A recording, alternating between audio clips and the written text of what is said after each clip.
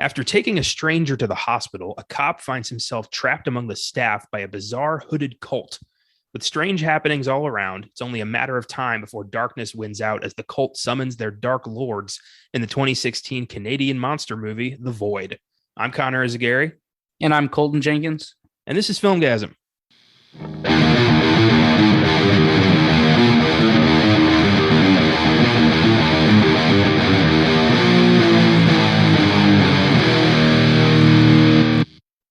Happy Wednesday and welcome to the Filmgazm podcast. I'm joined today once again by Colton Jenkins, who I'm pleased to announce will be taking over regular co-hosting duties on the Filmgazm podcast from here on out. Very excited. I'm excited as well. Thank you very much. Absolutely. Y'all will still hear from Austin on Oscar Sunday and Caleb on Beyond the Bad. And of course, Caleb will be popping in semi-regularly on movies he really wants to talk about. We've got a hell of a gauntlet of epic classics coming up as our lead up to the 200th episode. So obviously Caleb will be a huge part of that with Colton and I as well, of course. So a lot of cool shit coming for the 200th episode. We're excited. Oh yeah, I'm excited too. I'm glad I get to be a part of this. I joined before the 200th episode, so I can be a part of it because that's fucking awesome. 200 episodes of a podcast. That's a lot of podcasting. That's a lot of movies. So I'm impressed. You're telling me. That's just one show. We've done with the 200. We've done 200 consecutive weeks. We didn't miss a week once in 3 years. Dang, man. One time the show got rescheduled by 2 days. One time, and that was the Texas deep freeze that almost killed everybody. Even then, I was like 2 days. So I'm proud of that. So yeah, this is cool. I'm glad I've been able to find all you people who wanted to be a part of this, and have kind of I've found a lot of friendships with this show, and I'm very grateful for that. So going forward, I'm just excited to do more. Oh yeah, I feel exactly the same way for sure. But first, The Void. So this was your pick. What made you choose The Void? So what made me choose The Void is I'm a huge fan of Lovecraftian horror. Say what you will about Lovecraft. I know he's racist and he's not a great person, but you can argue he's a product of his time. But he's I'm a big horror guy, but I don't really like stupid cheesy slasher horror all that much. I like to feel depressed when I'm when I'm looking at something horror related. And there isn't a lot of Lovecraft movies. There is Color Out of Space, and then there's the old ones what's that one? Ismith, the Horror of Ismith or something. I don't know, the Dunwich Horror. There's all that stuff. But I was looking for a Lovecraftian horror movie, and this looked pretty Lovecraftian. So yeah, that's why I chose it. Okay, fair enough. I'm kind of the opposite. I like stupid slashers, but only if they're done right. I've gone off on slasher films on the past on this show, and that was a moment where I'm like, fuck all this, and I remember that thing and that might have been a bit much, but I guess the best example I can give to why I don't like slasher movies is, so I like them, but I wouldn't necessarily classify them as horror movies because I always find myself laughing when I'm watching them. And the best example I can give is in the new Texas Chainsaw Massacre movie, the scene when they're on the bus and, they all pull up their phone. When they all pull up their phone, I was like, are you fucking kidding me? Dude. I loved that because it was exactly what would happen now. If a bus full of millennials sees Leatherface, they're gonna be like, "Oh shit!" But and I felt that was very satisfying to just watch Leatherface mow these fuckers down. I enjoyed that movie for the wrong reasons. I feel that way with a lot of slasher movies. Is I almost never side with the protagonist. I always side with the killer. Because I always want to see them murder people. Yeah. Well, I think they also go out of their way to make most of the people in the movie just utterly unlikable. So you enjoy watching them die. Oh, yeah, for sure. But that's why I like weird horror like this movie, because, I actually feel like I'm struggling with the protagonist. I know that Hereditary wasn't Lovecraftian, but that was a great horror movie because I actually felt for the characters. Yeah. Yeah. I gotcha. I Horror has so many subtle levels to it, so many different subgenres that, there's likes and dislikes. Like, it all makes sense. I'm pretty much like on board with anything as long as it's good. Yeah. Like there's slasher movies I adore. There's freaky horror movies I adore, and there's also like classics I despise. So, well, yeah, I'm sure we'll get to all of those eventually. Oh yeah. But The Void, this is interesting. This movie was crowdfunded, which is pretty cool. The creature effects mostly crowdfunded through Indiegogo, one of the first crowdfunding sites. And with I'm assuming a very small budget. I couldn't find anything on the film's budget. I guess that was because it was crowdfunded. Maybe it was kind of secret. But they ended up getting assistance from the production crew of Suicide Squad. What? The new one or the old one? The old one from 2016, David Ayer's film, who happened to be filming nearby, and they were like, "Hey, can we borrow some people?" And they were like, "All right." That'd be so funny if like one of the cultists in the movies under the robe was like Margot Robbie. Like that would be that'd be hilarious. Just like, "Oh, you're making a horror movie? Can I get in on that?" I was wondering. I'm sure there's like so much legal red tape making that happen. Oh yeah. I would love if actors could just like bounce from production to production, be like, "Oh, that sounds cool. Can I just like walk in the background?" Oh boy. The film was written and directed by Stephen Kostansky and Jeremy Gillespie. The two also worked together on Father's Day and Manborg, one of the weirdest trailers I've ever seen to a movie that actually I've heard is pretty good. I've never heard of any of those, but Manborg sounds interesting. Manborg, I saw the trailer for that. I was watching a movie with Caleb, and the trailer came on, and we were both like, "That looks fucking weird," but I'd watch it. Kostansky directed separately Leprechaun Returns, one of the recent Leprechaun reboots that nobody liked, and past Filmgazm subject Psycho Gorman, one of the wackiest horror sci-fi films I've ever seen. That was such a fun episode. Josh brought that one on. Have you seen Psycho Gorman? I have not, but I like the title. It's a Shudder exclusive. It's about this intergalactic ancient alien warlord who like conquered most of the known universe. And he's this like sadistic evil bastard. And a union of alien rebels like managed to imprison him in a desolate planet that becomes Earth. And this bitchy little kid finds the monster in her yard, awakens it using this like gem that was buried with him, and she has total control over him. Oh my god. And she just uses him to like get revenge on her enemies and have tea parties and like hang out with her, and he starts to appreciate the value of friendship. So it's Kazam or Shazam, whatever it's called, the genie movie. Kazam. Yeah. Kazam, yeah, so it's Kazam but with a horror twist. Okay. Yeah, pretty much. But it is over the top insane and very entertaining, and you can see a lot of the creature effects you can see would kind of like evolve into that movie. Definitely were a fun watch. I'll have to check it out then. Yeah. I'm gonna have you said it's on Shudder? Yeah. All right, cool. And Kostansky also did a segment in VHS 94, the most recent VHS film, which also was pretty good. So these guys are good. I like kind of finding these indie guys and going through their filmographies and finding out like, oh, these are people to watch out for. Gillespie is mostly an art director who has worked on the sets of shows like The Boys, Lock and Key, Star Trek Discovery, and The Expanse, as well as films like The Shape of Water, It Chapter 2, Shazam, Scary Stories to Tell in the Dark, Suicide Squad, and Pacific Rim. So he's been helping with like production design and creature design for a lot of stuff, and then he's done some of his own work. Yeah, cool stuff. Now, the cast. Aaron Poole stars as Officer Daniel Carter. He was also in The Empty Man, Oracle, and The Captive, as well as episodes of American Gods and The Communist Daughter. Now, fair warning, a lot of these guys are not big names. They haven't done a lot, but they've all kind of had some claim to fame. And this guy, our kind of everyman local cop, I thought did a really good job just kind of selling a fish out of water scenario.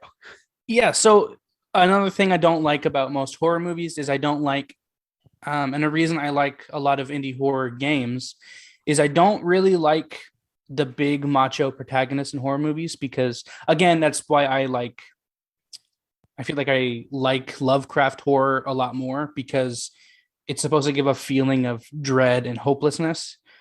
So I really like how this cop just felt like a normal dude. He even says a line to like one of the criminals that are there with them. He's like, I know you could beat the shit out of me, and I was like, yes, thank you, because he definitely could. I was like, yeah, I'm glad. So he did a really good job of like acting like I have no idea what's going on, but I'm just gonna try to get through it. Yeah, in this kind of a crazy ass movie, you need an anchor, you need somebody to hold on to, and that's this guy. Oh yeah, Officer Carter, who was just tried to be a good Samaritan, and goddamn, it made me think like I'm never picking up anybody. Oh yeah, it reminded me a lot of like Leon in Resident Evil 2. At the very beginning, when he first gets there, he's like, I mean, I'm still a cop, I'm still gonna do what I'm supposed to do, and then was like, no. Yeah. Oh yeah. Next up, we got character actor Kenneth Welsh, who played Dr. Richard Powell, the head of the cult. Welsh was known mostly for playing the psychotic FBI agent Wyndham Earle on Twin Peaks. He was also in Miracle, The Day After Tomorrow, Survival of the Dead, The Exorcism of Emily Rose, and Psycho Gorman. He died a few weeks ago at 80 years old on the 5th. I didn't know that. And he's creepy as shit in this movie. I love the bait and switch when he gets stabbed in the throat and you're like, oh no, we lost the voice of reason. Like, no. Bad guy was almost killed. Yeah. Like, I mean, just like ripping off his own face and just going full bore on this is like, goddamn, man. Yeah. This movie, I'm so glad it wasn't afraid to just go all in. Like he was like, oh yeah, the doctor. Yeah, this hospital is like a cult place. Like this is like their church. I was like, oh fuck yeah. I was like, hell yeah. Thank God they didn't, I don't know. Well, I feel like with Lovecraft, like if you don't go in all the way, it's not going to work. Exactly. And I think that might be why I've been disappointed so much on some movies is because I've seen so many movies dip their toe in Lovecraft, but very few just jump the fuck in. And I feel like this movie was like, we don't care if you don't get it. We're making this movie. Yeah. Did you like Color Out of Space? I liked elements of it. It's one I want to rewatch to fully appreciate because I didn't know what to expect going in. Yeah. I have blinders on when it comes to Nicolas Cage. I'm always like, I'm going to like this regardless. So I want to give that another chance. In the Mouth of Madness is one Lovecraftian film that I watched that I wanted to like so much, but something was holding that film back. Yeah. Definitely want to do that on the show at some point. It's John Carpenter doing Lovecraft. Oh, hell yeah, man. Yeah. Oh my God. But yeah, I love the whole idea of like the doctor's dead and he comes back and he's like, death is cool. Like, I feel so free. Like, yeah. I'm going to make you feel like this too. And shit. Yeah. Very few films are this bleak. Like, nobody really gets out of this one okay. And I like when horror films have the balls to really just crumble somebody's reality. Oh yeah, for sure. That's another thing. Like in most Lovecraft stories, it doesn't end well because that's the point. Like you're going up against like gods above gods. Like there's nothing you can do, man. Yeah, they bring that up in the movies. Like my masters are older than time itself. Like you stand no chance. Like how do you can't conceptualize that. Like one thing I did find funny about Lovecraft, like he found the perfect writer's loophole where he's just like, this shit is so scary, I can't even describe it. Like, it's so exactly. Unreal, you can't even think about it. Exactly. Like, are you a great writer or are you just like, I'm done with this story? But to be fair, that's smart though, because the scariest thing to us is our own imagination. Yeah. So I mean, he did, he I don't know if he came up with that, but that's such a good idea. And I feel like that's why Lovecraft stories are so hard to do in like movies or video games because you can't like film it. Yeah. Because then once you see the monster, it's like, oh, okay, whatever. That's why I like Color Out of Space because there is no monster. It's literally just the color magenta. And then you have to focus on the cult elements a lot more, which I feel like is kind of hard to do. I don't know. Well, I thought this movie did a really good job of like less is more. You only really see the monsters in shadow, and even then, those are like the the peons, and not the real like vicious giant God fearing monsters. You just hear about them. Oh yeah, you get a taste, and I feel like a taste worked. Yeah. Oh, for sure. Yeah, because it was like the main two monsters, which were a lot for the main group to handle. Those were like henchmen, bottom of the barrel, like Joker henchmen. And then you got the priest, who is even harder to handle. And we don't even know who like the big bad is. I think we see the big bad's face at some point. I think when like the preacher's like doing his whole ritual thing, like you see part of his face. I think, but I could be wrong. I don't know. Probably. I got the vibe that like it was in the pyramid or something. Like that was it less is more. Exactly. Next up, Kathleen Monroe plays Allison, Daniel's ex-wife and dedicated nurse. She's done a lot of TV work, including episodes of FBI, Chicago PD, Patriot, Law and Order SVU, Alphas, Haven, and Stargate Universe. I just felt so fucking horrible for her. I mean, first off, they lose their child, and I'm pretty sure the doctor did that on purpose. I think so. Some kind of offering or some shit. And then he decides that she's going to give birth to like his master's vessel on Earth or some shit. And yeah, babyface demon monster. That was frightening. Oh my God, dude. That was fucking. Another thing I liked about the monsters is you could hear the screaming of the person like inside of them still. Oh man, that was so fucking creepy. Like this giant monster walking to you, like crying like a baby. Oh my God, dude. That was so well done. There's so many great examples of just absolute suffering in this movie. Like it's the most painful monster transformation I've seen in a very long time. Mm-hmm. Oh, yeah. Next up, Daniel Fathers, great name, plays the father, the crazy guy whose name we never learned, but just shows up being an asshole. I love that dude because he's just like, fuck all of you. Like I will kill anybody I need to. I don't trust any of you people. I'm taking the shotgun. Like, just who is this guy? I kind of got the vibe from the beginning because as soon as I get in the hospital, I don't remember what happened. What happened? Oh, he was like going after that one guy, and he was like, "No one in here is leaving alive." Yeah, that's when I kind of realized, oh shit, they're not criminals. They dealt with this shit in the house that we just saw, and that's why he lit that woman on fire because she was going to turn into one of those things. Yeah. I liked that kind of bait and switch. Like, who is this guy? He's dangerous. He's just a little woman on fire. He's clearly unhinged, but no, he's the only one who really knows what's going on. Yeah. He just didn't handle it very well. Yeah, no. He's also done a lot of TV, appearing in episodes of Atlanta, Orphan Black, Rain, Heartland, Snatch, and The Witcher Blood Origin. So yeah, cool for these guys getting work. Good for them. Next up, Mick Biscoff plays the son, the father's son. I mean, it's not that hard to come up with names. I just said. I like that he was mute. Yeah, because his throat had been slit. Yeah, that's kind of cool. I always kind of like when they add like an interesting character defect, like, oh, this person's mute, or in the new Love, Death, and Robots season, sorry for spoilers, but in the last episode, the main character is deaf in that episode of Love, Death, and Robots, and I thought that was really cool.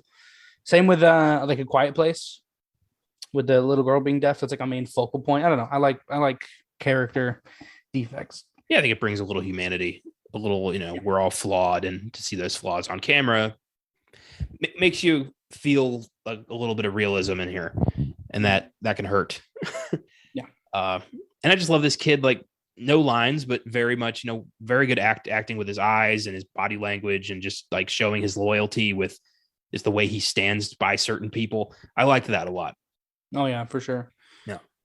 He has also done a lot of TV, appearing in episodes of The X-Files, Once Upon a Time, Supergirl, The Magicians, The Good Doctor, and Supernatural, among others. I fucking hate Supernatural. Oh, no. I'm sorry. It's just, I don't like I think the story is fine, but I don't like when characters are like, oh no, I'm not cool, but like they're clearly cool. I fucking hate that. I'm not following. Like, I don't know. Like, okay, like I don't know the brother. Granted, let me say right here. I only watched the first season, and I didn't like it, so I stopped. But like the nerd brother, yeah, he's clearly cooler than a lot of people. But he's like, I'm just a loser, Like, bro, you killed demons. Shut up. Come on. There's that, and then I don't know if maybe I have to give it another chance, but I don't know. I'm sorry. I'm a huge fan of Supernatural. No, all 15 seasons. It might be my favorite show ever. Oh no. But I get it. That first season, it's a show finding its footing. Sam is very much like I want to be in college. I don't want to hunt monsters. But that's his whole arc is supposed to be like, I don't want to do this. And then Dean's whole arc is, well, this is what we do. And spoiler alert, the show's been out for God knows how long. He's being groomed to be the vessel of Lucifer. Oh my God. What? Yeah. All right. I guess I got to watch it. And Dean is being groomed to be the vessel of the Archangel Michael. So they're supposed to fight. And in that fight, the apocalypse will, like, the ensuing damage will destroy the planet. So that starts about season 3 to 5 is that arc. And then shit just gets crazier. They fight like primordial darkness. They go to other dimensions. They fight God himself. Like, maybe I have to watch it because like the first episode is like the same reason I didn't like have you seen Grimm? I saw the pilot of Grimm and I didn't like it. Yeah. So that's what I don't like about Supernatural. It's like every episode there's something new. Yeah. And it kind of gives off like a CSI vibe, how like every episode is like a new case. That was the pitch. It was like haunted CSI. Okay. So maybe I have to get back into it. If storylines continue for longer than an episode, I might get into it. Oh yeah. It's like there's a few, monster of the week, but every season has a compelling through line arc that is, beginning to end, and they carry over. Like, it's a brilliant show when it really like figured itself out. I know there's an episode where like they playing themselves in a TV show or something. That is all right. So they get an angel assassin is hunting them down, and another angel friend of theirs hides them in another dimension, which is supposed to be the real world, where they're actors on a show called Supernatural, and they have to hide in plain sight while also acting as their characters, and they don't know how to act because they're not actors. And it's really funny. There's also an episode, they did a crossover with Scooby-Doo in the final season where they get sucked into a TV and they're animated and they help Scooby-Doo solve a mystery. What? Yeah. Dean is constantly hitting on Daphne, but it turns out Velma's the one who wants to fuck. So you're telling me that canonically Supernatural is a TV show in another universe? Yes. In our universe? Yes. Oh my God. It was great. All right. I'll try to watch it. Yeah. One of my favorite characters on the show is Death, who shows up in season 5, and he's like incredibly unrealistically powerful. Like, he tells Dean, like, one day I will kill God and I will be all that's left. And they go to Death for help from time to time. The only way he can be bought is with junk food. He really likes junk food. And if you bring him junk food, he'll be like, all right, you got 5 minutes. And it's great. Interesting. I get why somebody would kind of turn off with the first season, because Sam is insufferable and the season is very much like Monster of the Week. But 2 on, I think it figures itself out. Mm-hmm. That's another reason I couldn't get into. Well, I'm into it now, but Always Sunny in Philadelphia. The main characters are so insufferable. Same with Shameless. I hate them so much. I hate the show. But I know that's the point of the show, but I don't know. It's Always Sunny won me over pretty quickly, because I was just like, these guys are such pricks, but I want to see what adventures they get into. Yeah. Interesting stuff. But yeah, this guy played like Angel number 5 in an episode of Supernatural, so he wasn't like a main character. Okay. Finally, Ellen Wong plays Kim, the terrified intern. She played Knives Chow in Scott Pilgrim versus the World, and also appeared in episodes of Glow, Dark Matter, and the Carrie Diaries. So that was her big moment. No, I don't really dig that movie. You don't like Scott Pilgrim? I don't really. I thought it was goofy. Me and my dad, we always quote that movie. So my dad's in the military, and he had to make his own coin, and you like a coin, you like give someone a coin if you want to like award them or something. Yeah, and you can put like a quote on the coin, and there's a quote in Scott Pilgrim when he defeats the first, evil ex-boyfriend, when he like explodes into coins, and he's like, "Oh, sweet coins." So I like begged my dad to put on his coin, "Oh, sweet coins," but he didn't do it. So he's a loser, and he listens to the podcast. So fuck you, Dad. Damn. Well, you heard it here, folks. Yeah. Yeah, I've had so many people tell me that movie's amazing, and I watched it once, and I'm like, really? I think it's just such a unique plot. Yeah, I feel like. I think it would work better animated. I think it's just like live action, it's too corny and hard to get into, but as an animated film, I think this would be just awesome. Oh yeah. I have a fun fact about the movie. The director's name. Edgar Wright. Edgar Wright. He made, if you watch the movie, nobody blinks ever because he wanted it to feel like a manga. So no one blinks in the entire movie. Oh, I bet that was a fucking pain in the ass. Yeah. Edgar Wright is one of the most technically impressive filmmakers working today. What he can do. Have you seen the Cornetto trilogy? Oh, I love those. Shaun of the Dead is one of my favorite movies of all time. Yes, absolutely. All three of those are easy 10s for me. My personal favorite is Hot Fuzz. Oh, Fuzz is so good, man. That might be the most brilliant script I've ever seen. Just the way every line of dialogue is like flipped in the second half of the movie with a different meaning. It's brilliant. So good. God. Yeah, I love those movies. We've not done any of those on the podcast yet. We should do like the whole trilogy. I would love to do that. That would be so fun, cool. That'd be really fun. And then like try to connect them. I mean, they're all connected because of the ice cream cone, but yeah. I had a Cornetto when I went to London. I was like, I'm gonna have a Cornetto. It was our last day. We were in the airport, and I'm like, I didn't have a Cornetto, and it was like 7 a.m. But I'm like, and I couldn't like enjoy it because we were going through security, so I had to just wolf down a Cornetto, a fucking ice cream cone, at 7 a.m. So I was like, I'm not leaving this country without a Cornetto. Oh man. Looking back, I could have handled that better. Oh boy. The Void has an IMDb score of 5.8.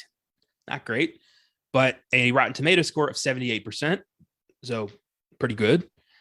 I can't find anything on the budget, but it grossed a little under 150 grand. So not exactly a smash hit. But, this was a very under the radar film that's only really been discovered by hardcore horror fans. And, I like to shine a spotlight on the little guys because that's what I am. Despite all that, it's been hailed as a great Lovecraftian horror flick, been embraced by the community. And it really helped Kostansky and Gillespie make their mark on modern horror, as we see later with films like Psycho Gorman. So, at the very least, this got their foot in the door. I'm looking at the poster for the movie right now, and it says from the executive producer of The Witch. Huh. What? Maybe. Let's find out. Produced by Casey Walker, Jonathan Bronfman. I guess. I believe it.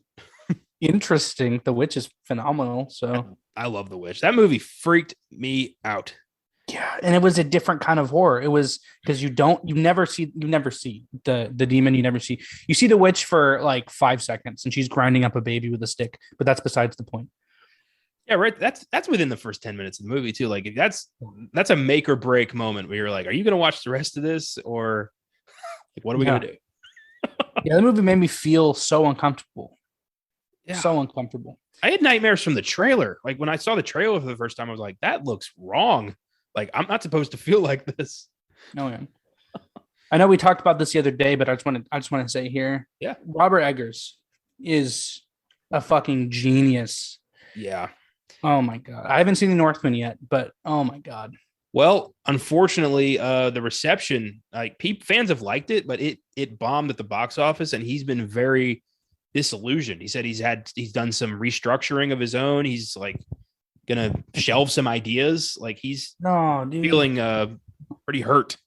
No. Yeah, which sucks because The Northman kicked ass, and I don't know why it bombed. I think, yeah, that and The Unbearable Weight of Massive Talent came out the same weekend, and they both underperformed. So, like, what do people want?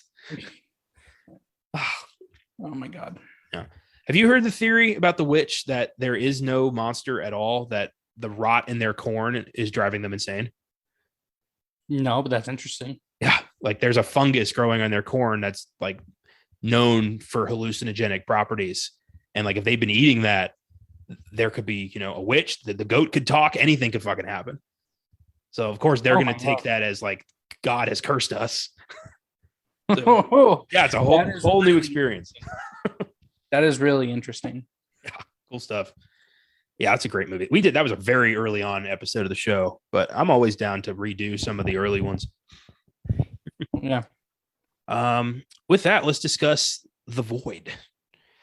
Right off the bat, we just, we've got two guys attacking a farmhouse, shooting a woman in the back and lighting her on fire.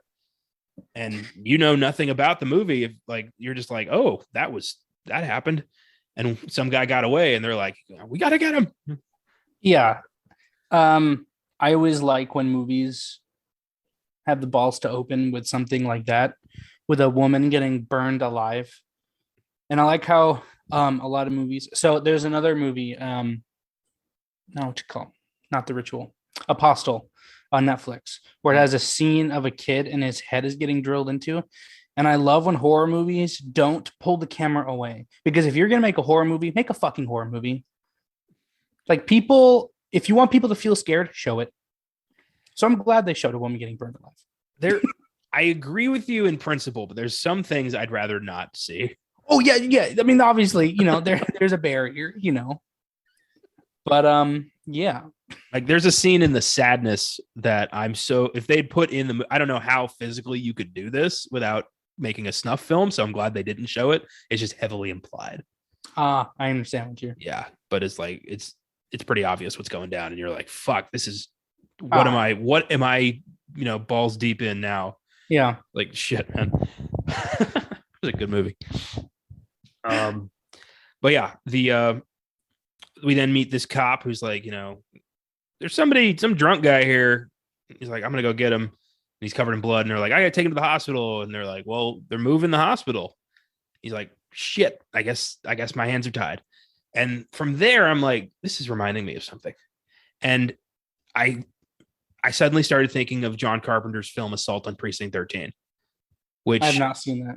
It's basically this, but with like gang members instead of a cult. Basically, it's a 70s movie. This police station is in the process of moving to another location further into the city. So it's bare bones, and they're doing a prisoner transfer with a couple people.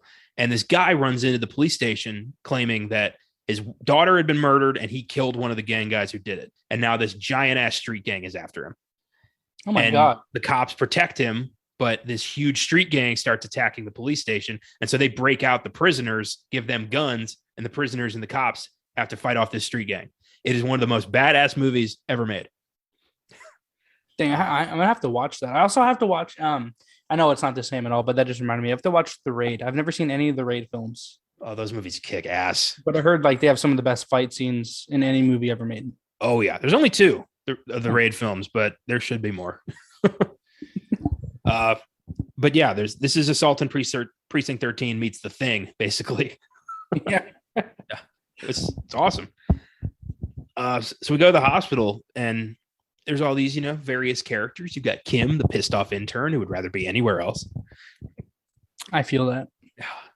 Some dude who's just there, and a nurse. I forgot her name. I want to say Bethany. Beverly. Yeah. Okay, there it is. Beverly. Yeah. Then there's older gentleman and his pregnant granddaughter. Who else we got? Allison, the nurse, the doctor. Um, and No. I think that covers it. Yeah. Yeah. And the cop shows up with the guy, and he's like, "Did anyone get my call?" And nobody called. I thought that was funny. Like nobody called them. Like was that the monsters? Was that the cult being like, let's let them be surprised? Yeah, I think actually what happened was the phone lines were down. That's what happened. Yep. Yeah. Also, I have a question. If the hospital is being moved, why the fuck is there a patient, like a patient staying overnight in the hospital in a bed? Like why? It didn't look like they also mentioned a fire, and I didn't see any evidence of a fire. Yeah. This place looks fine. Yeah. Yeah, but like as soon as the guy, James, shows up, Beverly goes crazy and stabs a dude in the eye. Oh my God. Yeah, like just repeatedly scalpel, and then goes at Officer Carter, and he shoots her. And I love his reaction isn't like, oh, there, I killed somebody. He actually is like, he's shaking, he throws up. Like it's a viable reaction to just murdering somebody. And you never see that in any genre of film, really. People are so casual with murder. Exactly. Yes, that's another thing I hate about horror movies. When they kill someone, they're like they don't take a second. But like killing someone is like, I mean, I've never killed anyone, as far as you know. But I don't think it's easy. But also, I have another question. I don't want to get into like cop politics here, but why did he not have a taser? I maybe he's underfunded. Maybe he reached for the wrong weapon. I mean, why doesn't he have a partner? I mean, I would shoot her too. Okay, but I don't know policy. But isn't it like policy to like tase them first, or is it if they're coming at you with a pair of scissors to shoot them? I don't know. I think, as we often see all the time, I think a lot of cops go for the gun first. Yeah, for sure. But I think for the movie, it was just I think he only had a gun, and then that other state trooper shows up and he's like, "I need your firearm." Didn't quite understand that one. Yeah. Well, I assume like if you kill someone and you're a cop, I assume you're given like time off or something. So maybe they have to take your firearm to like inspect it, because I assume there still has to be an investigation. Actually, I'm pretty damn sure there has to be an investigation, and because you did just kill someone. Yeah, absolutely. They have, internal affairs does their thing, make sure there wasn't any, foul play, make sure it was justified. There's, psychiatric evaluation. It's a big deal, It's supposed to be. That state trooper just kind of showed up randomly. Is like, "Hey, I'm another cop here." And yeah. Need your gun. He's like, "All right." So when the cult. Oh yeah, go ahead.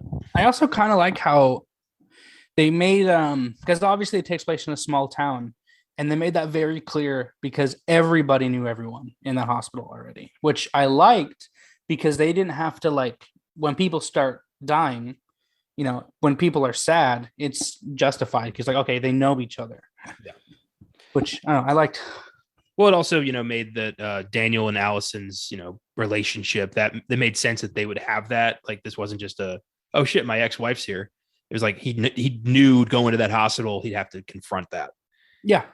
And I think they did a good job setting that up and executing it. And then also having, the pregnant woman there as like a constant reminder of what they lost. Yeah. Yeah, that hurt. But I love when the cultists show up. Just the image of just like the white hood and the triangle. So creepy, dude. Yeah, not doing anything, just surrounding the hospital so they can't leave. Yeah, that was so creepy. Yeah, I liked also how the movie had like brief flashes of stuff, like the sky turning black, or like they had that weird like Starfield picture, and it looked like a monster was coming. Oh, so cool. Yeah, Daniel has a bit of a seizure and he like sees something and he wakes up like an hour later and has no memory of what happened. Yeah. And then dad and son show up and are like, "Fuck all of you. Like, I'm gonna kill this guy. Stay away from me." He randomly called the pregnant lady a whore. So I was like, I was like, bro, come on. Oh God. Yeah. But then, once you realize like, oh, they're surrounded by cultists and these guys are the dudes who burned down the last cult house and they're finishing the job here. Like, yeah, I'd be kind of on edge. Yeah, for sure. For sure, yeah. Mm. Also, as soon as I saw the pregnant lady, I was like, so a tentacle monster is going to come out of her stomach instead of a baby. It's kind of a given when it comes to Yeah. pregnant ladies in monster movies. Like, it's not going to be a baby. It's going to be unholy. Yeah. Like in the remake of Dawn of the Dead Oh, Jesus. with the pregnant lady when it's a zombie. Oh, dude, that part always like makes me feel icky. Anytime you mess with, pregnant women, it's vicious. Have you seen Aliens versus Predator Requiem? No. That is the most sick pregnant related horror scene I've ever seen. I have trouble watching that scene. It was so much. Basically, like an alien queen latches onto a pregnant lady and just forces embryos down her throat. Oh my God. They eat her baby and become like an egg sack. It's really fucked up. Oh my God. Okay. Yeah. I was like, this is too much.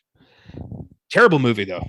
So kind of sucked that was in there. Yeah, I noticed. I very recently got introduced to the Alien movies, and I noticed as the movies go on, they just get worse and worse and worse. We get 2 good ones. That is it. The rest of them suck. Mm-hmm. Those 2 are so damn good. It's like, I'll take them. It's fine. Yeah, for sure.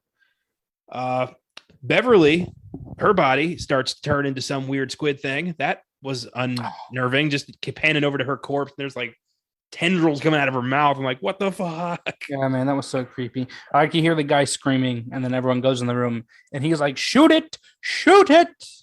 And they just stand there like, oh, shoot it. And then the father takes an axe to that fucker, and they just like chop him up. As the troopers like he takes out the trooper too. Mm-hmm. And that's when everyone's like, okay, now this is happening. Yeah. What do we do? Everyone's performance in this film is very believable, because they're all like, what the fuck is going on? What was that? Yeah. They're not like, oh, all right, yeah. So this is happening. All right, how do we kill it? It's like, no, freak out, please. There's a giant skin monster crawling out of a dead body. Yeah. I was very impressed when I read that this was almost entirely practical effects. There's very little CGI in this movie. Damn, that's cool. Yep. They used that crowdfunded money for the right reasons, gave people what they wanted. That's so cool. Yeah. And it shows, practicality always wins over CGI. I mean, you can tell when somebody's chopping something up and when somebody's swinging an axe at a blue screen. Yeah, for sure. Go ahead. I was going to say, speaking of when the father is chopping the tentacles off of that monster the first time, the fact that he went for the tentacles and not the body of the monster, that's when I knew. I was like, okay, so they've dealt with this shit before. I was like, okay, I understand now what's going on. Which because that showed like they know what to do. Yeah, that was cool. When they try to get the shotgun and Daniel's trying to tell, like, look, I need your help. And he's like, yeah, sure, but I'm taking the shotgun. And Daniel's like, oh, of course, absolutely. Yeah. Yes, because that's what a normal fucking person would do.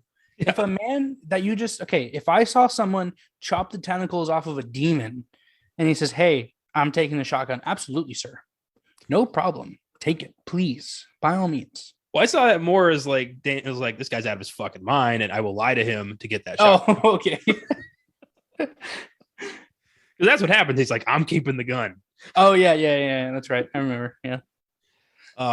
Yeah, I love that scene when they're just Daniel's taking a sweet time for some reason. And the father's like, fucking move it. When they're in the car, right? Yeah. The kid's like, clearly the cult moved his car. Like, I love that because that's not where the car was when he got there.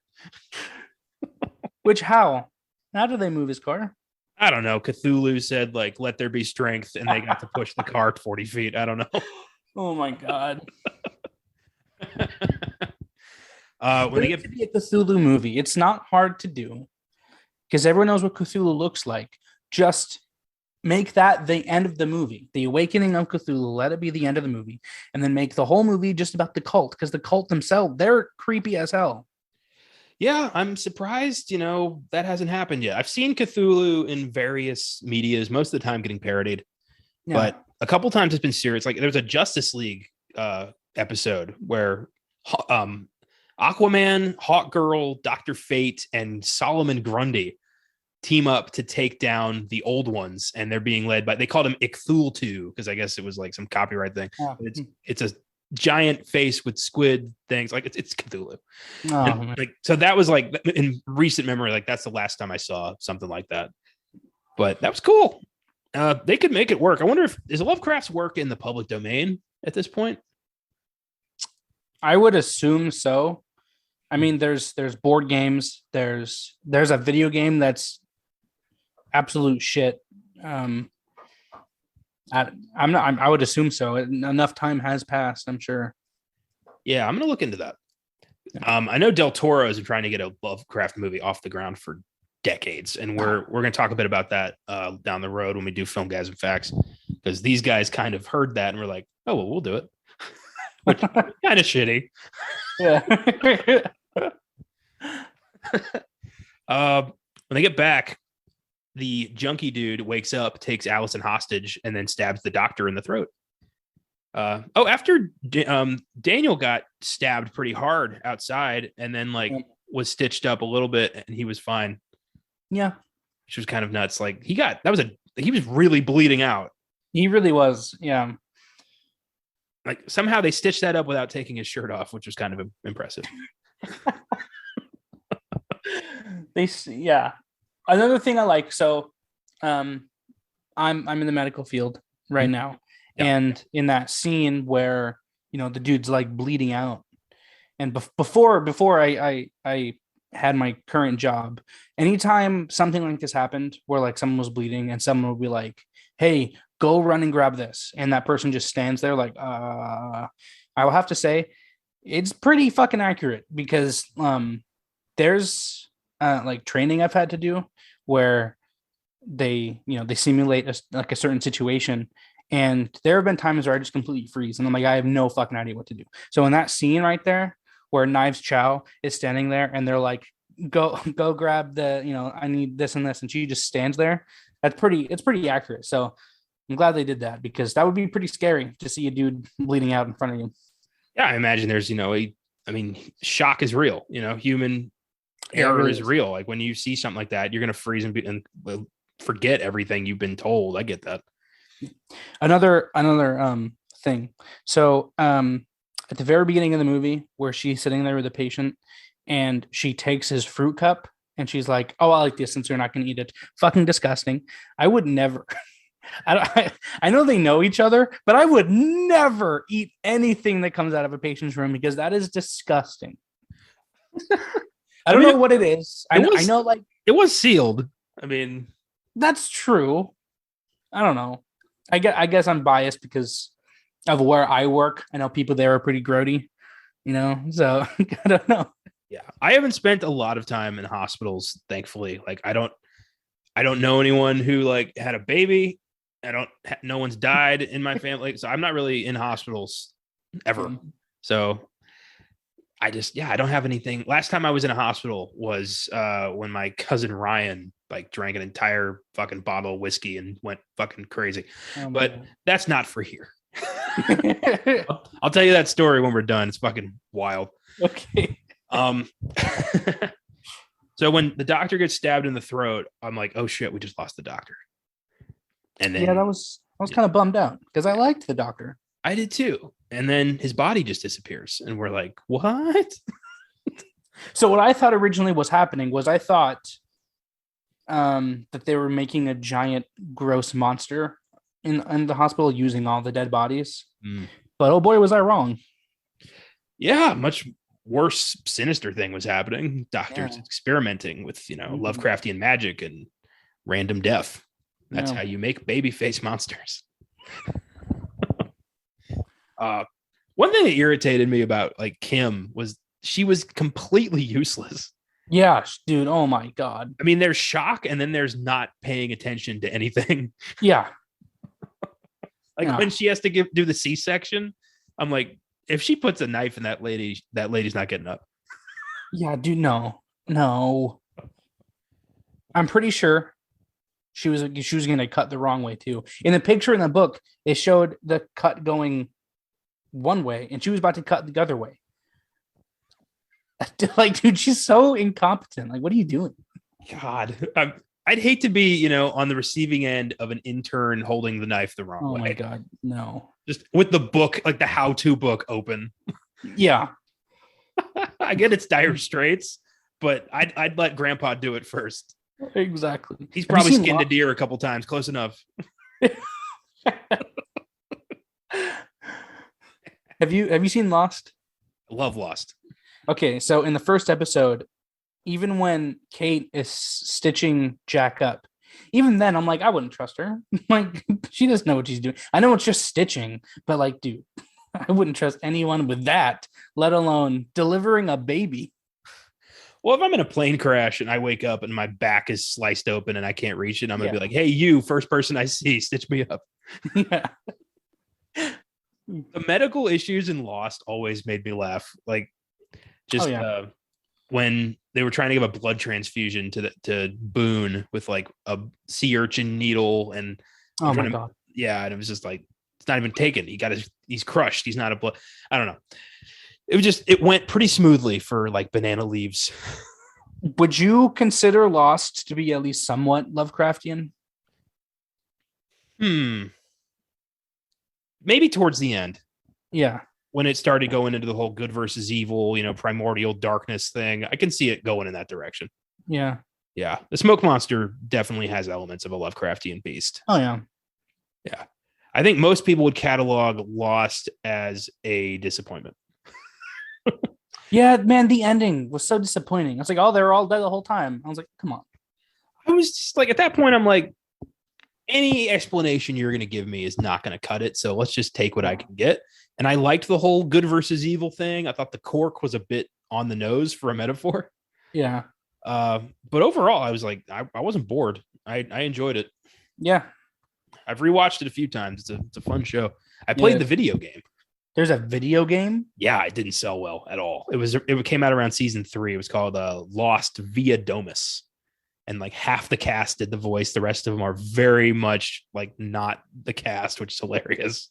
Was it like the King Kong video game? Like, what was it? Like, a kind of game was it? It was like a kind of puzzle game where you're one of the survivors and you kind of follow the main cast as they go through stuff, and you like secondhand hear a lot of things. And you have to push the button in the hatch, like, or else the game ends. That's cool. Pretty cool. Like every 108 minutes, they remind you, like, you got to push the button. Oh, that's pretty cool. Yeah. So it wasn't terrible. It was just kind of like most of it was circuit puzzles and shooting bears. Makes sense. All right. So Doc goes away. They decide to interrogate this junkie dude. Pretty hardcore. Like, I'm gonna break one of your fingers before I start asking you questions. Yeah. Like, shit, man. How'd this get so personal for the father? I assume I still don't really understand what happened, but I assume his daughter also. There's a lot of dead children in this movie. Yeah, there is. The doctor's daughter died. The main cop and his ex-wife's daughter died. This dude's daughter dies, and then, well, the pregnant lady later. Something happens, but Well, the guy spills the beans. That first they go into the doctor's office and they find the not well hidden, like lunchbox full of photographs. It was a fucking lunchbox. Like, oh shoot, I forgot to put it away. Yeah, here's all of the bodies I've maimed and fucked with over the past few years. Oh my God. Like, might as well have bad guys stapled to my forehead.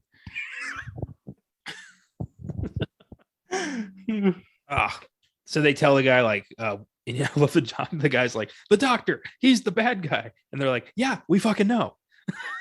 Give us some information.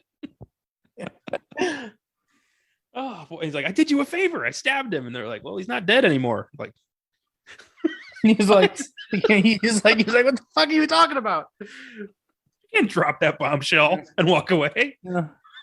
I'm so glad. I mean, the junkie, he did know some things, but I'm so glad he didn't. Because when he's like, I have no fucking idea, dude. He was like, I was just there. Yeah. I was here to score crystal and I stumbled into a ritual sacrifice, as you do. So, don't buy crystal from strangers. That's the message here. Nope.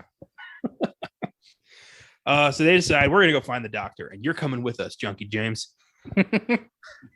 we need a bullet shield. Yeah. So they tell Kim, like, hey, all of us are gonna go away, and you are gonna stay here with the pregnant lady and angry grandpa who really doesn't contribute much to this movie. Yeah. It's like after everything that happens, he's like, help her. And she's like, I don't know what the fuck to do. All I've been doing is, talking to the hot boy and kind of reading a medical book. Yeah. And eating cups. Patients' fruit. Yeah, exactly. Yeah. I love they're like, nothing's going to happen. We're going to be back. You'll be fine. Take this radio. And she's like, no. She was the voice of the audience because I was like, oh, something's going to happen. Yeah. I mean, Allison disappears and they're like, we got to do something about this. And Kim's like, this baby is going to show up while I'm here. I fucking know it. And then like they take off the blanket and her, like, she's bleeding out and grandpa, immortal utters his immortal line, help her, which he just keeps saying, help her. I love they give him a gun. He's like, this is the best I can do. Yeah. Doesn't give it to Kim, gives it to him. Yeah. I really like this movie. Really captured the feeling of Lovecraft hopelessness because they literally couldn't. Some horror movies, I'm always like, okay, there is something you can do. Like in The Strangers, they could have tried running away, just run. And they don't. They kind of do, but they never like try to leave. In this movie, they literally could not do anything, which I'm glad. Well, they couldn't even move the girl. Like they said, like her baby's breached or something. If we move her, she's gonna die. Yeah. So right there, you're like, well, C-section. Yeah. So they go into the basement. I love when they radio Kim and they're like, so there's nothing here, but what about the sub basement? And she's like, what's sub basement? Yeah, she's like, what the fuck are you guys talking about? There's just another staircase leading further down into the earth. And they're like, I guess that's where we're going. Yeah. And then we go to Allison, who's like chained up to and the faceless doctor is like, I'm going to make you beautiful. And it's like, fuck. What does that mean? Were they cutting their face off? Yeah. That was how, okay. Because I feel like the makeup on the faceless people could have been better. Because it just looked like red paint. Yeah, it just looked like red paint over their face, which that's why I was kind of like, did he cut his face off or like what's going on? Yeah, his nose was in a bucket. I'm like, okay, there we go. I guess when you got so many practical effects monsters, the budget's gonna be a little tight when it comes to ripping them faces off. So I get it. Yeah, at least I could tell that they cared about this movie, and I could tell that they were having fun with it, which I do enjoy. Yeah, and his reasoning makes sense. Like I lost my daughter, and these monsters said I could have her back, so I will do whatever I have to do, including destroying you on every level. Yeah. I wonder like what the vetting process is to joining this cult, because how did he become a priest but everyone else was just a robe person? Here's what I want to do. I want to join a cult like this, but I just want to be a robe person just to see what goes on.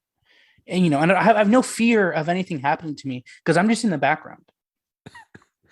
I would love to know how many robe people were like, just like, this is what they do on the weekends. Like, yeah. They're like, I got stuff at 9. Like, is this going to take much longer? Like, I got plans. It's happy hour. Yeah.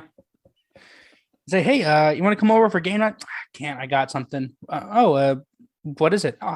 Don't worry about it.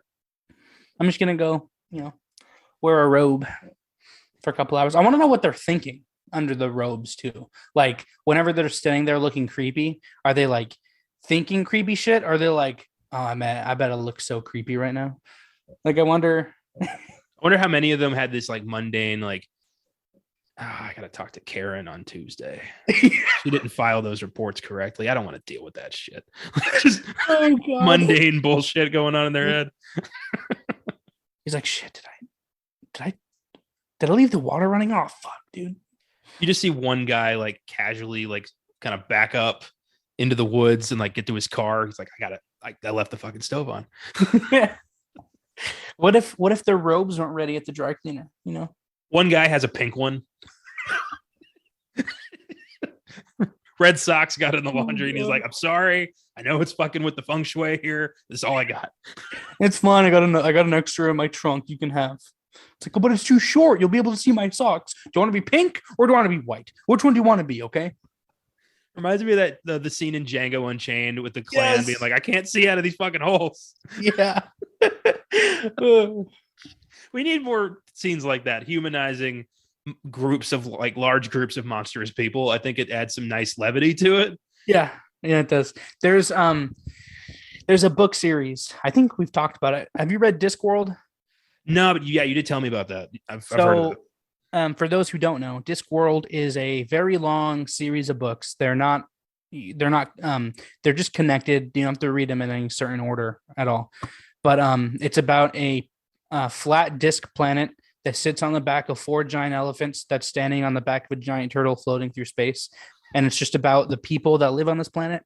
Anyway, one of the books called Guards. It's about like the police of the city. The first chapter of that book is about a secret cult meeting. And a guy goes up to like one of their secret meetings and he's going through the script of the password to get in. And he says a word. It's like, oh, the bleached whale sings at midnight. And then the guy on the other side of the door is like, wait, do you mean he sings at noon? And he's like, no, he sings at midnight. And he's like, oh, who do you think you're trying to come see? And he's like, I don't know. I can't think of the word. So he says like, the cereal bowls. And he was like, oh no, this is the soup bowls. You're looking for the other cult. It's 2 doors down. He's like, oh, sorry. And he like goes to the next door. It's so fucking funny. That's funny. Yeah. I like that. Yeah. I wonder how you get in touch with the old ones to make this plan work. Like, was the priest like, oh, my life is a void. I wish there was some giant God-fearing monster who could put things right. And Cthulhu scoots in like, well, somebody said the magic word. The sky opens up. What's up, bro? You rang? Apparently, so I'm like really into cults. I think cults are really interesting. I'm not going to join one, but I think they're interesting. So much so to where I emailed Heaven's Gate, but we're not going to get into that right now. I found out that the Cthulhu cult is somewhat real. I actually follow them on Instagram and I really want to get a tattoo, but I'm scared that I'm going to get a tattoo and then I'm going to go home one day and there's going to be a cult member like, sup, bro? Yeah, once you put it on your body, like that's the first job in summoning some darkness. Yeah. To be completely fair, if one day Cthulhu came out of the ocean and was like, join me or die, I'd be like, awesome. Can I get you a glass of water? Anything else? Boss, I'm joining his side because we're all going to die. Yeah, I'm not going to. That's a rebellion I'm not going to join. No.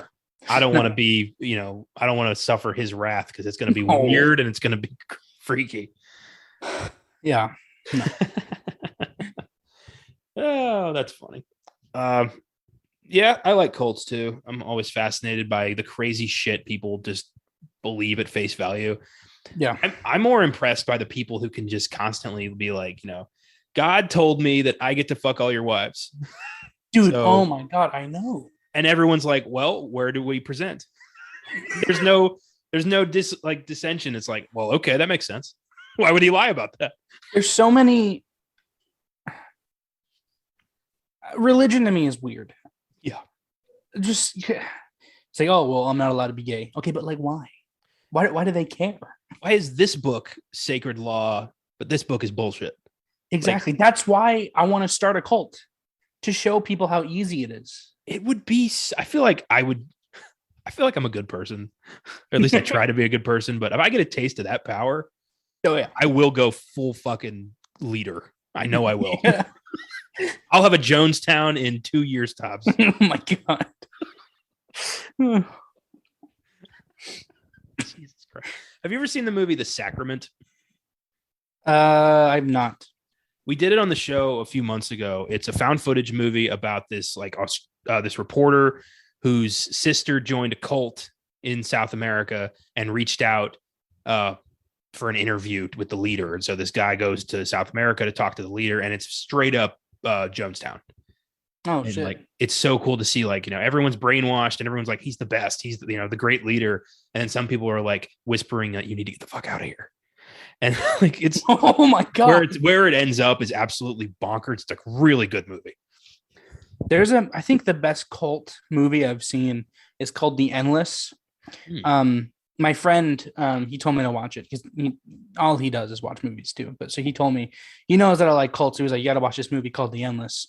And it's a very interesting cult movie because it's about two brothers who escape a cult and they decide to go back because they get a videotape from the cult of them saying goodbye, if you know what I mean. Ooh.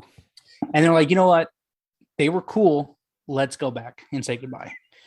Jeez. So they go back, and no joke, like this movie, it sort of has a twist, sort of maybe, but there is no bad guy in the movie. There is no villain.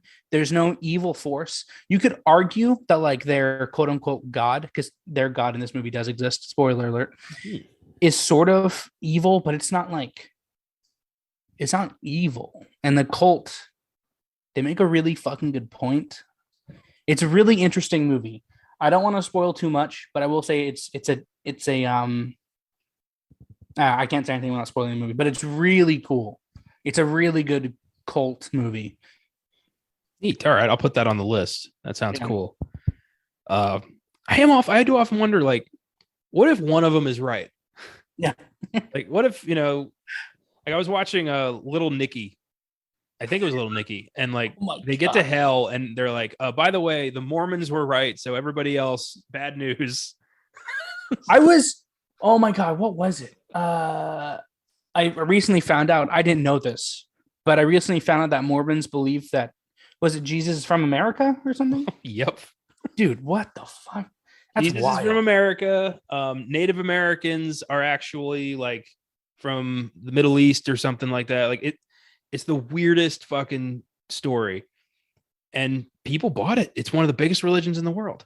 Oh my God. They're worth billions. That's wild, man. It really, like, I look at that shit and I'm like, I wrote a better story than that. Like, where's my cult? Oh man. Dude. Oh boy. Yeah. We can go on and on about cults. Yeah. So we get in the void. When we get to the basement, there's all these weird basement zombies. Yep. And that was the dude with a giant ass hole in his head, just hitting on the pipe. Oh, how did they do that? I have no idea, but that was the part where I was like, I audibly made like a because oh man, I was a little worried at first when they go down there and he's like, we're in hell. For a second, I got scared they were gonna ruin it and be like, oh yeah, it's Satan, we're raising hell. I was like, oh come on, don't do that. Stick with the Lovecraft, please. And I'm so glad that they didn't go in the direction I thought they were going in. I love that you were like, your thoughts were like, Satan is too light for this. Like, no, I want the real bad guy. Yeah. Yeah. Exactly. I feel like Cthulhu would use Satan to like pick his fucking teeth. Man, yes. Come on. Well, maybe not Cthulhu, but definitely like Azeroth. Oh my God. I got it. Maybe I should give Lovecraft another shot. You should, man. I'm telling you, there's some wild shit. I mean, obviously, it's like the best way to describe it is like it's the DC of the genre world. You know, like Marvel, there's cosmic stuff, but it's somewhat like down to earth. In DC, everyone's fighting like gods and like bigger beings. Okay, that's Lovecraft. There is literally nothing that can touch the gods in Lovecraft, but they're pretty interesting. That's cool. I like that. Yeah, I've got a couple books I picked up along the way. Maybe I'll give them a shot. Yeah. So with the basement monsters, they just start shooting them. I love that. Just shotgun takes these guys out. Dad gets attacked by the baby monster that comes out of the pregnant lady after Kim refuses to do the C-section. Oh yeah, that's right. Oh yeah, she gets up and she's like surprised I've been in on it the whole time. Yeah, she kills Grandpa and she's like, I'm gonna have the doctor's baby. And that's what happens. Yeah. When that happened, I was like, oh, what a fucking great twist. I was like, I didn't see that coming at all. No, I was like, yeah, I thought she was gonna, she was gonna open the girl up and some squid thing was gonna come out and like drag Kim into her. Yeah, that's what I thought. But no. Oh, so this is all about birth, really. The end is just like, rebirth, because Allison gives birth to some squiddy thing, and Daniel just cuts her up with an axe, knowing it's what she would have wanted. Yeah, exactly. Yeah, I love when the father just douses himself in rubbing alcohol with the monster and is like, "Do it, do it." Yeah. Oh, that scene. When the dad was, he was about to die. All the tentacles were like inside of him. That sounds wrong, but you know what I mean. He was getting stabbed by the tentacles. When the son lights the flare on fire and holds the flare behind him, you can see a woman standing behind him holding a baby, and I'm pretty sure that was like that father and son, like their wife and daughter that died. Oh shit! It was there for a brief second, and it kind of jump scared me a bit. I was like, oh fuck, there's someone behind him. Shit, I didn't notice that. Yeah, that was really creepy. So I love when Daniel confronts the doctor, and the doctor's like, fully like skinned, and he's like, "Come with me, and you can be with her forever." And he's like, "Fuck you," and dives through the dimensional doorway. Yeah, he like tackles him in. Well, actually, dude, he looks so cool. First of all, that makeup on that dude. Oh, he looks so fucking cool. That was impressive. But I like how Daniel, he like swings the axe. The axe lands in the doctor's throat, and he's like, what the fuck is that gonna do to me? And then he just like chokes him before he gets tackled. But yeah, man, that was so cool. And then in the end, Daniel and Allison get to be together in this nightmarish hellscape. Yeah, in the Lovecraft world, the void. Yeah, and the son, escapes the baby face monster and ends up in the regular hospital with Kim, and I'm sure they're going to have a lot to talk about. They're going to jail. Yeah. Have I talked about this on the podcast before? I don't want to repeat myself about how I want there to be a horror movie that takes place the next day. I don't know. I remember this conversation. I don't remember if it was on the show or just in general. All right, I'll talk about it briefly. I want there to be a horror movie where all of the previews are like a very stereotypical horror movie. But when the movie comes out, none of the trailers are in the movie. In fact, the trailers were the night before, and the movie starts the next day. The main character, obviously having to talk to the police and be like, look, I did not kill all these people. There's a fucking demon that I banished back to hell with a magical book. And they're like, all right, so you're going to go to jail for life. That would be awesome. There's no way you'd be able to sell that to a major studio, but indie-wise, you could pull that off. Yeah. And the reason that the previews would be the horror movie is because that's how you would remember it. You wouldn't remember a whole movie. You would remember in brief flashes. That could be cool. That'd be funny. I'd love to see a movie that just starts out what are you in for? Well, I saved the world. What about you? Yeah, I saved the world. I closed a portal to hell. And then everyone's like, okay, all right, shut the fuck up. It's like, no, but fucking really, no, I did. He's like, well, okay, all right, so this pregnant lady, dude, a fucking demon baby came out of her. Fucking, there was a dude with a hole in his head. People with white robes. Unbelievable. They're both going to prison. Yeah, unfortunately, they are. That's crazy. Did you see Get Out? I'm pretty sure. Is that how Get Out ends, or is that the alternate ending? That's the alternate ending. The official ending is the TSA guy shows up and saves him. And that's right. Yeah. We're TS motherfucking A. We get shit done. Great movie. But yeah, that's the void. Everyone just kind of, most of them die. 2 of them end up in a fate worse than hell, and 2 of them are going to prison for some pretty severe crimes. Probably the death penalty. I would imagine there's a lot of bodies in there. Yeah. I wonder what happened. I'm glad that we don't know what happens, but what happened? What was the point of everything? And where'd all the robe people go? What were the weird horns that were calling all the cultists to the hospital? I'm glad that there's unanswered questions here. Yeah, and that actually is a great segue into the Filmgazm facts. Ooh. The filmmakers say they intentionally leave the Black Pyramid and much of the cult a mystery for viewers to use their own imaginations and create their own explanations. So that was intentional. They're like, you figure it out. Which I kind of like. I don't usually like that, but it worked here. Yeah. I was just about to say, like, sometimes I feel like when, you know, like screenwriters, whenever they do that, sometimes I feel like, okay, it's because you couldn't think of an ending. But here, I feel like because it's Lovecraftian, you know, they're like, it's up to you. It was so horrific. We can't even tell you. Yeah, exactly. I bet Lovecraft is sitting in his apartment. And he's like, I have no fucking idea how to end the story. And he's like, oh, wait, there we go. That's how you end it. Cthulhu was so powerful, he rewrote our reality and took the ending away. Yeah. There you go. Prove me wrong. And then the other one, number 2, the writers of the film say they were inspired by Guillermo del Toro, who was working on the ill-fated At the Mountains of Madness, when he made a comment about wanting to do Lovecraft, but in a way that no one had envisioned or seen before. And that's basically, they heard del Toro be like, my lifelong dream is to make a Lovecraft movie that no one has ever made before that's completely revolutionary. And they're like, let's take that. We can do that. I mean, I don't know if that's inspiration or kind of shitty. I think you could probably inspiration or theft. That's a thin line. You know, as much as I love the Joker movie, yeah, it's so similar to Taxi Driver and the King of Comedy. It's like, is it inspiration or is it theft? Yeah. But I feel like Guillermo del Toro, his Lovecraft movie will either be really good or really bad because he's so good at creating monsters. And I'm worried he's gonna again with Lovecraft. I don't know if you can focus on the monster too much because you have to leave it ominous, to your imagination.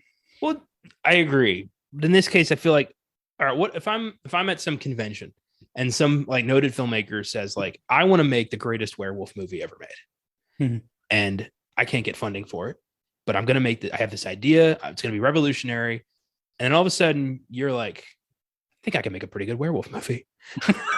And then you come out with a werewolf movie that has a very similar tone to what he was talking about. Yeah. If I was the original director, I'd be like, the fuck? Bro, come on. Yeah. I got a lot of love for Del Toro, so I'm a little biased on that. Yeah. Just find it funny that let's do it. He's making a Pinocchio movie with Tim Burton right now. That could be cool. Yeah. I'm bummed we're never going to get Hellboy 3. Hellboy 3. The new Hellboy, what's his name? The guy that played him. He's in Stranger Things. David Harbour, man. He was really good. But the movie wasn't. That's what I hear. I haven't seen it because I heard it was shit. Yeah. I try not to watch shit. Yeah, the first 2 were just so good. Yeah. Del Toro is one of those directors who's like, he's an Academy Award-winning filmmaker at this point, but I feel like he still has to prove himself every time. And I just don't get it. Like, you're either on board or you're not. Like, he's made enough movies to stop trying to earn our respect. He just hasn't. Yeah. And I hope he does get to do his Lovecraft movie at one point. And I really hope it's set in a semi-abandoned hospital and has to deal with a cult.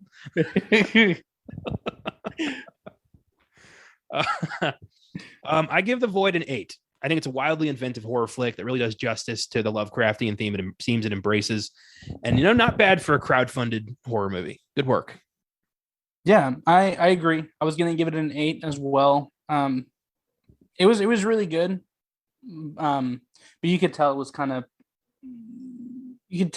not. I don't know how to say this. The acting was good, but you could tell it was sort of cheesy. But it was really good. Yeah. Yeah. And that's at the end of the day, I just want to be entertained. Yeah, for sure. Well, thank you for listening, everybody. If you like the show, feel free to follow us on Facebook, Instagram, and Twitter at Filmgazm Productions. You can also send us an email at filmgazm@gmail.com to suggest films you'd like to hear us talk about or feedback or whatever. And you can always send us a message to the socials as well. You can also check out our website, filmgazm.com, where we have reviews, articles, trailers of upcoming films, and all of our episodes. If you want to support the show through Anchor, You can click on support this podcast on your preferred podcast provider. We appreciate any donations you think we deserve. Next week, we're getting a brand new body horror flick from the great David Cronenberg. We're all looking forward to Crimes of the Future. And what better way to celebrate a new Cronenberg than by digging into the film that may just be his masterpiece, the 1986 remake of The Fly. Oh boy. Brilliant scientist Seth Brundle has built a teleportation machine that accidentally splices his DNA with that of a housefly that gets into the machine with him. Slowly, Seth evolves into the monstrous Brundlefly in a truly grotesque horror adventure that remains one of the greatest body horror flicks of all time. Maybe the greatest. Don't miss it next week on the Filmgazm podcast. This is a long time coming. I've always wanted to do this movie. I love this movie. This is going to be so much fun. Yeah, I'm excited. The only so I've seen Crash, the Cronenberg one, not the other one. Yeah. And the movie creeped me out. And then Possessor, I know it's his son, but it still feels like a Cronenberg movie. Yeah.